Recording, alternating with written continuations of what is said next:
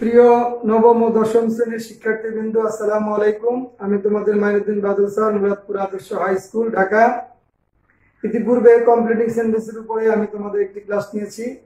তোমাদের অনেকেই আবার কমেন্টস করেছো আরেকটি ক্লাস নেওয়ার জন্য। বিষয়টা আসলে একটু বিশদ, এই জন্য আমাদেরকে পর্যায়ক্রমে আরো একটি ক্লাস নিতে হবে। তো এটা পার্ট 2 হিসেবে আমরা বিবেচনা করবো এই ক্লাসটাকে। আশা করি তোমরা সবাই মনোযোগ দিয়ে ক্লাসটা দেখবে এবং বোঝার চেষ্টা করবে, তাহলেই এই বিষয়ে তোমাদের সুন্দর ধারণা হবে। এবং 7 নম্বর প্রশ্নোত্তর যে থাকে, কমপ্লিট দ্য ফলোইং সেন্টেন্সেস, আশা করি তোমরা নির্ভুলভাবে পরীক্ষার খাতায় উত্তর লিখতে পারবে। তো চলো বন্ধুরা, আমরা এখন হোয়াইট বোর্ডে চলে যাই। Rules of completing sentence part 2। ডান দিকে লক্ষ্য করো, এস তে সাবজেক্ট, সাবজেক্টগুলো সাধারণত কারা হয়? নাউন প্রোনাউনরা হয়। ওতে অবজেক্ট, অবজেক্ট কারা হয়? সাধারণত নাউন প্রোনাউনরাই হয়। তারপরে V1 আমরা ভার্বের প্রেজেন্ট ফর্ম ধরবো, V2 ভার্বের পাস্ট ফর্ম এবং V3 ভার্বের পাস্ট পার্টিসিপল ফর্ম ধরবো। বিষয়গুলো আমাদের মনে রাখতে হবে, তাহলে স্ট্রাকচার গঠন লক্ষ্য দেখার সময় আমাদের বুঝতে সুবিধা হবে। রুলস অফ কমপ্লিটিং সেন্টেন্সের তোমরা ছকটা দেখতে পাচ্ছ। 1 নাম্বার রোমান অক্ষরে দেখো, টেন্স 1 3। অর্থ হলো যে present indefinite tense, present perfect tense. সে যদি কোনো বাক্য বাম দিকে দেওয়া থাকে, বাম দিকের অংশ, আর মাঝখানে কি থাকে? Since, as if, as though, তাহলে পরের অংশটা অবশ্যই আমরা পাস্ট ইনডিফিনিট টেন্সে করব। পরের অংশটা অবশ্যই আমরা পাস্ট ইনডিফিনিট টেন্সে করব, অর্থাৎ 5 নাম্বার। 5 নাম্বার মানে আমি তোমাদের বোঝার সুবিধার্থে সংক্ষেপে লিখছি পাস্ট ইনডিফিনিট টেন্স।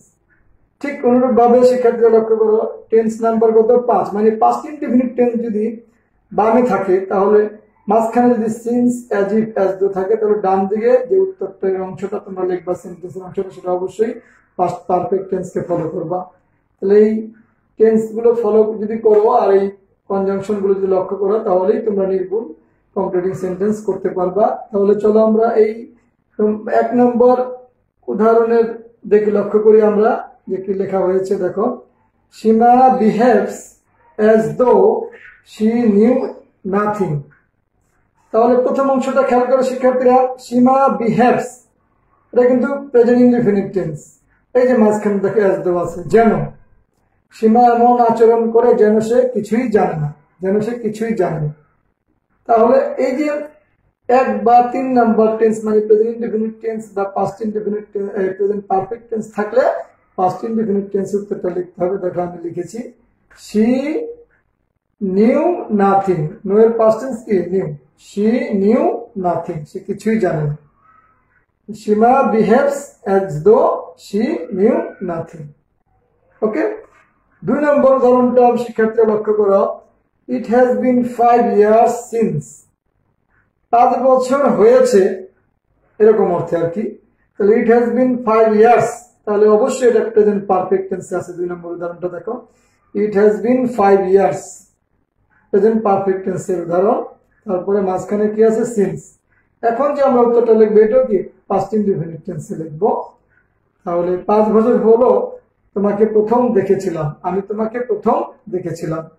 তাহলে আই সাবজেক্ট, খেয়াল করো, আর সো সি এর পাস্ট ফর্ম দেখেছিলাম, ইউ মানে তোমাকে বা আপনাকে, ফার্স্ট অর্থ প্রথম। তাহলে ইট has been 5 years, present perfect tense, এবং সিন্স আছে মাঝখানে।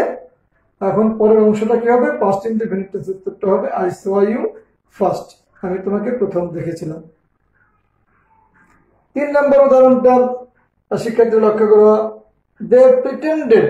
প্রিটেন্ড অর্থ কি? ভান করা, মিথ্যা অভিনয় করা। দে প্রিটেন্ডেড, ভান করা, অ্যাজ ইফ, যেন, they had not done anything, তারা এমন ভান করলো যেন তারা কিছুই করেনি। তাহলে শিক্ষার্থীরা খেয়াল করো, দে প্রিটেন্ডেড, দে প্রিটেন্ডেড, এটা কিন্তু পাস্ট ইনডিফিনিট টেন্স। তাহলে উত্তরটা হবে পাস্ট পারফেক্ট টেন্সের আওতায়, অর্থাৎ পাস্ট পারফেক্ট টেন্সের স্ট্রাকচার ব্যবহার করে আমরা উত্তরের অংশটা লিখব। দে প্রিটেন্ডেড অ্যাজ ইফ, যেন। এবার দেখো সাবজেক্ট দে, তারপর পাস্ট পারফেক্ট টেন্সের স্ট্রাকচারে হ্যাড ছিল, নেগেটিভ করেছি বলে নট লিখেছি। তারপরে মূল ভার্বের পাস্ট পার্টিসিপল মানে V3 পাস্ট পার্টিসিপল লিখেছি, তারপরে এনিথিং লিখেছি।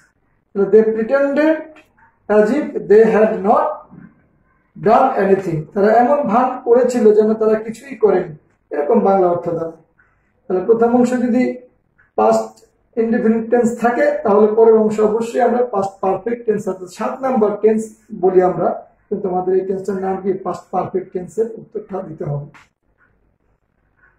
তো প্রিয় শিক্ষার্থীরা, তোমরা অবশ্যই এই স্ট্রাকচারটা খেয়াল করবা, তোমাদের গ্রামার বইতেও অনেক সুন্দরভাবে ব্যাখ্যা দেওয়া আছে।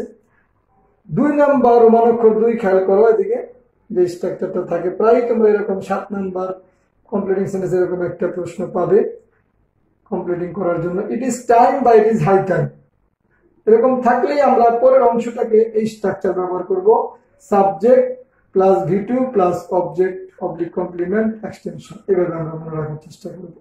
অর্থাৎ সাবজেক্ট প্লাস V2 হলো মেইন, দ্য সাবজেক্ট এবং ভার্বের পাস্ট ফর্ম লিখতে হবে, অর্থাৎ পাস্ট ইনডিফিনিট টেন্সের উত্তরটা দিতে হবে, আমাদের উত্তরটা তৈরি করতে হবে। তাহলে it is time or it is high time, যেটাই থাক আমরা সরাসরি সুন্দর উত্তর লিখবো। উই স্টাডিড অ্যাটেন্টিভলি, এক্ষুনি আমাদের ভালোভাবে মনোযোগ দিয়ে লেখাপড়া করার সময়, অর্থাৎ এখন থেকে, এই মুহূর্ত থেকে, ইট ইজ টাইম বা ইট ইজ হাই টাইম, এখনই সময় আমাদের ভালোভাবে লেখাপড়া করার বা মনোযোগ দিয়ে লেখাপড়া করার। উই স্টাডিড অ্যাটেন্টিভলি, বা এইভাবে লিখতে পারো তোমরা, we read well, we started our journey, we gave up our bad habit, এরকম। তো প্রিয় শিক্ষার্থীরা, রোমান অক্ষর 3-এ চলে যাই আমরা, দেখো 3 number. No sooner had plus subject plus V3 plus object plus then plus subject plus V2 plus object. তারপরে হার্ডলি হ্যাড, সেম, শুধু দেনের জায়গায় হোয়েন বসে, অনেক সময় বিফোরে পাবা। Scarcely had subject plus V3 plus object plus when, আবার এখানে বিফোরে পেতে পারো অনেক সময়, plus subject plus V2। No sooner had then, এটার বাংলাটা হলো যেই মাত্র না। শিক্ষার্থীরা লক্ষ্য করো, নো সুনার হ্যাড দেন, যেই মাত্র না, নো সুনার হ্যাড দেন, যেই মাত্র না, এটা মনে রাখতে হবে। আর বাকি স্ট্রাকচার গুলো অঙ্কের সূত্রের মতন একটু মনে রাখতে হবে কষ্ট করে। 1, 2, 3, 4 বার যদি তোমরা প্র্যাকটিস করে, আশা করি তোমাদের আয়ত্তায় চলে আসবে। তাহলে যেই মাত্র না, তাহলে বাংলা এরকম যদি আমরা উদাহরণে চলে যাই, চলো এক্সাম্পলে, যেই মাত্র না আমরা স্কুলে পৌঁছলাম, ঘন্টা বেজে গেল, যেই মাত্র না, নেগেটিভ অর্থে। তো নো সুনার হ্যাড সূত্রের, তারপর সাবজেক্ট দেখো উই, এবার V3 হলো রিস্ট, কোথায় পৌঁছলা? স্কুলে, extension. No sooner had we reached school then the bell rang, the bell subject, আর রিং এর পাস্ট ফর্ম ঘন্টা বাজা, V2 rang, ring rang. No sooner had we reached school then the bell rang, অর্থাৎ আমরা স্কুলে পৌঁছাইতে না পৌঁছাইতেই ঘন্টা বেজে গেল। ঠিক প্রিয় শিক্ষার্থীরা, পরের উদাহরণটা আবার লক্ষ্য করি একটু। Hardly had the teacher entered the class room when the students stood up. Hardly had the teacher entered the classroom when the students stood up. Same. দেখো হার্ডলি হ্যাড, তারপরে সাবজেক্ট দ্য টিচার, মূল ভার্বের past participle, তারপরে হলো অবজেক্টের অংশ বা কমপ্লিমেন্টের অংশ বা এক্সটেনশনের অংশ বলবা, তারপরে সূত্র অনুযায়ী হোয়েন, তারপরে subject plus V2 plus object, the student subject, আর স্টুড আপ দাঁড়িয়ে ছিল, এরকম অর্থে এটা হলো ভার্ব 2। তাহলে hardly had the teacher entered the classroom when the students stood up, অর্থাৎ শ্রেণীকক্ষে শিক্ষক প্রবেশ করতে না করতেই ছাত্রছাত্রীরা উঠে দাঁড়ালো, এরকম অর্থে আমরা অনেক কথা বলতে পারি। তাহলে আজ আর নয়। আশা করি প্রিয় শিক্ষার্থীরা তোমরা বিষয়টা বুঝতে পেরেছ, এবং তোমরা তোমাদের যে পাঠ্যপুস্তক আছে, সরকারি ব্যাকরণ বই আছে, গ্রামার বই, এবং তোমাদের স্কুল থেকে সিলেকশন করা যে বই আছে, ইংরেজি ব্যাকরণ বই বা যে কোনো ব্যাকরণ বইয়ের চেঞ্জিং সেন্টেন্স, কমপ্লিটিং সেন্টেন্সের অধ্যায় খুলে এই বিষয়গুলো যদি লক্ষ্য করো, আর আমার উদাহরণগুলো এবং গ্রামারগুলো যদি দেখো, এখানে আর তোমাদের কোনো সমস্যা থাকবে না। তোমরা সঠিক এবং নির্ভুলভাবে উত্তরপত্র, এই প্রশ্নের উত্তর লিখতে পারবে, কমপ্লিটিং করতে পারবে।